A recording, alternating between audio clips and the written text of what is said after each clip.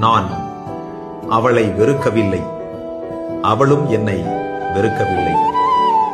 குடும்ப கௌரவம் என்பதற்காக அடகு வைக்கப்பட்டது காதல். காதல் என்பது கௌரவம் பார்க்காது. லவ் இஸ் பிளைண்ட் என்று சொல்வார்கள். காதலிற்கு கண் இல்லை. கௌரவம் பார்த்தால் அது உண்மையான காதல் இல்லை. நீங்கள் உண்மையாக காதலித்தால் அது திருமணத்தில் முடிய வேண்டுமே ஒழிய கௌரவம் பார்த்து விலகி செல்லக்கூடாது. அப்படி விலகி சென்றுவிட்டு இது போன்ற கவிதைகளை எழுதி தன்னுடைய உணர்வுகளை கொட்டுவதை விட திருமணம் செய்து இன்பமாக வாழ்வதே நல்லது. எனவே காதல் எப்பொழுதுமே திருமணத்திலே முடிய வேண்டும்.